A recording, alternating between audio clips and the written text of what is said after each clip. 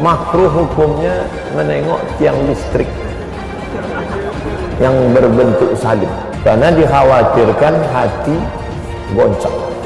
Itulah yang ditempelkan salib di belakang ambulan. Kalau masjid kita punya ambulan, balik dari sini ambil pilok. Pilok itu lambang yang ada di ambulan, ganti dengan bulan sabit.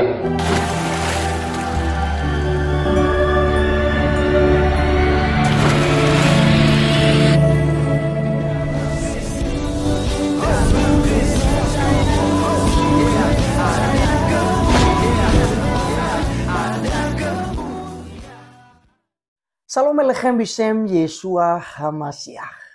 Teman-teman sekalian, pada video kali ini kita akan membahas Ustadz Abdul Somad yang mengatakan, teman-teman sekalian, tiang listrik itu haram hukumnya untuk dilihat-lihat karena bentuknya bentuk salib, teman-teman sekalian. Bentuk salib tuh tidak boleh karena di sana di salib itu ada jin kafir. Padahal, teman-teman sekalian, di salib itu justru ada keselamatan. Di salib itu ada hidup kekal, di salib itu ada penebusan, di salib itu kemuliaan, di salib itu ada jembatan yang menghubungkan kita ya kepada Allah. Teman-teman sekalian, salib merupakan kebodohan bagi mereka yang akan binasa, teman-teman sekalian. Dalam 1 Korintus 1 ayat 18 berkata, sebab pemberitaan tentang salib memang adalah kebodohan bagi mereka yang akan binasa.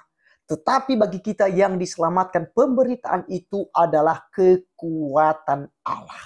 Jadi teman-teman sekalian, salib itulah yang menebus kita, yang membawa kita datang dan berjumpa kepada Allah kita. Yaitu melalui Yesus Kristus yang mati di atas kayu salib. Teman-teman sekalian, mari kita mendengarkan ya ucehan para ustadz berikut ini. Tak bersunat, tak mandi wajib, berzina kerjanya. Jangan suka kepada orang kafir. Man tashabbaha biqaumin fahuwa minhum. Siapa yang suka kepada orang kafir, maka dia bagian dari kafir itu. Kau teriak krisis ruhiyah, tapi kau bungkam terhadap pelarangan ibadah umat Hindu di Bantul. Kau teriak krisis uhyu, tapi kau bisu terhadap larangan ibadah Natal di Damasraya. Kau teriak korban penindasan di negeri orang, tapi kau jadi penindas di negeri sendiri, menindas sesama, menindas umat minoritas. Itu karena kemanusiaanmu palsu, kawan. Kemanusiaanmu palsu. Musik dulu kan saya katakan haram dalam Al-Quran adalah awal hadis surat Al-Qalam ayat 31 ayat 6 dulu kan udah dibaca kan. Dari mana musik itu? Dari gereja. Musik bagian ibadah Kristen. Makanya sekarang mereka nyanyi, Pak. Kasihnya seperti sungai, kasihnya seperti sungai. Haleluya, puji Tuhan, katanya. Sorga. Kapan musik masuk Islam? Pernah nggak musik mualaf? Itu permainan syaitan. Gus Dur saja pun tidak bisa melihat. Ketika dengar musik, tangan mulai bergerak. Iya, Pak. Ustadz, apa hukum musik dalam Islam? Hukum musik hukumnya haram. Semua mazhab Syafi'i, mazhab Hambali, mazhab Maliki, mazhab Hanafi, semuanya mengatakan haram. Orang kalau sering bermusik-musik, jarang dia baca Quran. Kalau ada orang yang merusak alat musik, kata Imam Syafi'i juga tidak perlu disuruh bayar ganti rugi. Kenapa? Sama seperti dia menghancurkan khamar. Itu perkara yang haram. Wajibnya menghancurkan alat-alat musik. Imam Muhammad bin Idris Asy-Syafi'i menyatakan secara jelas ya bahwa musik dan nyanyian itu hukumnya haram dalam Islam. Inilah kata para ulama kita bahwa nyanyian, musik-musik itu haram hukumnya. Bahwa mendengarkan musik merupakan perbuatan yang diharamkan oleh Allah Subhanahu wa taala dan termasuk daripada perbuatan dosa.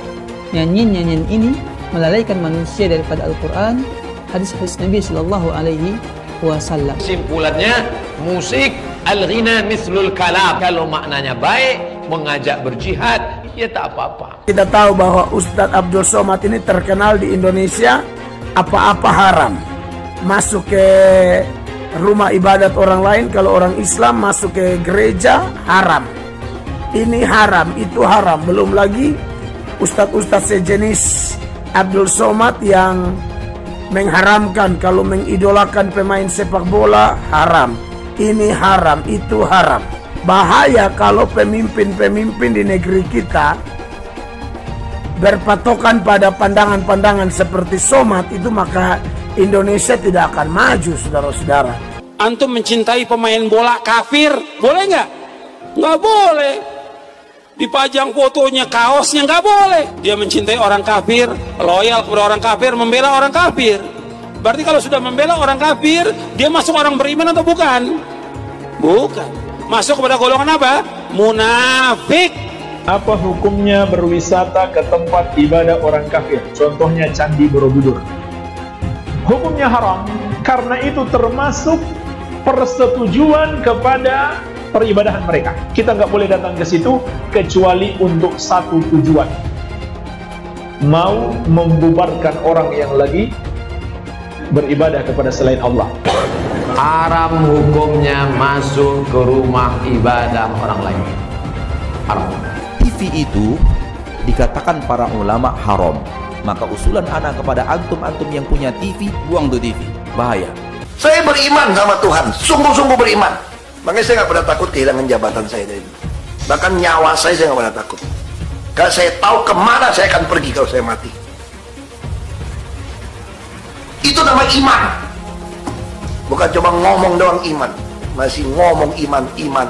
Sembahyang apa iman. Imannya apa? Gua kasih tahu lo iman seperti apa. Kenapa saya nggak pernah takut kehilangan jabatan? Karena saya tahu jabatan Tuhan yang kasih. Kenapa saya nggak pernah takut saya mati? Karena saya tahu saya pasti masuk surga dan dapat rumah, dapat makan. Itu jaminan Nabi saya.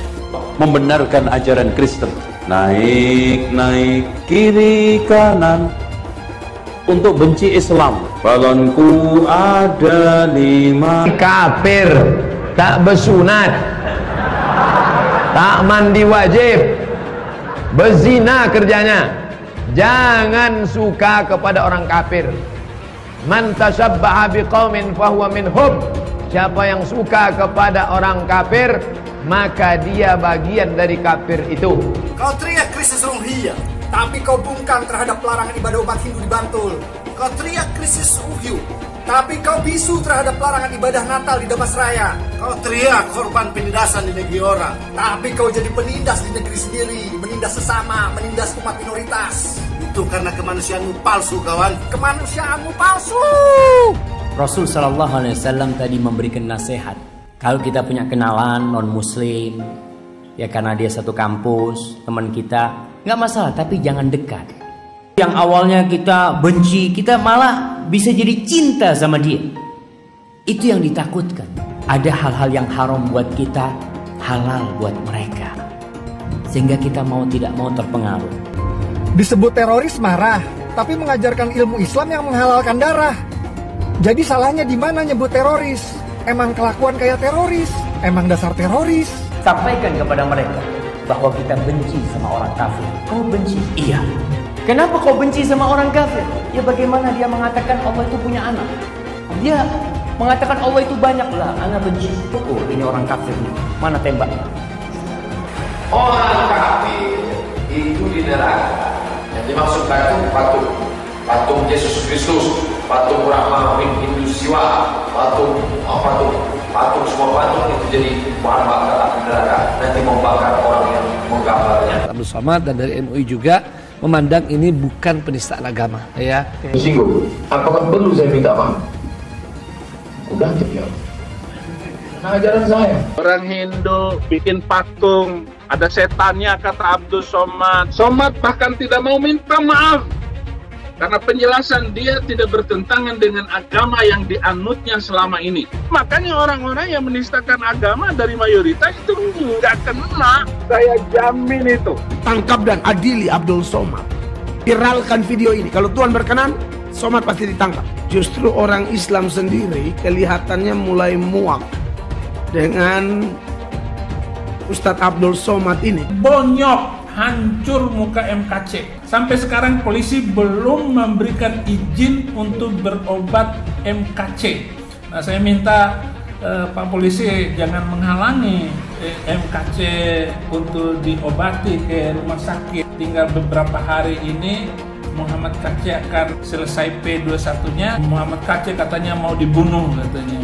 Para pelaku dugaan kejahatan, penyiksaan dan pengeroyokan itu terus-menerus bisa masuk ke sel daripada FKC, meneror dan mengancam dengan mengatakan kalau kau tidak mau tanda tangan, kamu akan kami bunuh, kemudian istri dan anakmu akan dibunuh, dan pengacaramu pun akan dibunuh. Kurang lebih begitulah ancamannya. Maka MCAC pun terpaksa di bawah ancaman yang luar biasa menandatangani, memohon supaya perkara itu dilanjutkan, tidak boleh dihentikan. Jadi nggak ada intimidasi dan apalagi ada isu-isu melakukan pembunuhan dan sebagainya. Kiki itu sudah mengucapkan terima kasih dengan Pak Novel Bonaparte dengan surat pernyataan yang dibuat dan sebagainya. Bahkan Kiki sendiri itu sudah mencabut laporan pengaduannya. Mintaan maaf dari yang bersangkutan.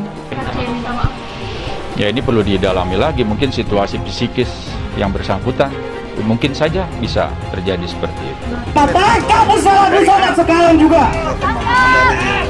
Bagaimana provokasi yang dilancarkan oleh Ustaz Abdul Somad amat sangat keterlaluan memecah belah bangsa ini. Saya juga memohon pada bapak-bapak polisi untuk tidak takut kepada tekanan dari manapun. Kalau Abdul Somad tidak ditangkap, ini adalah biang keladi. Biang keladi dari keributan antar umat beragama. Ayat-ayat tentang boleh membunuh dan boleh menghina orang lain beda agama itu ditutup.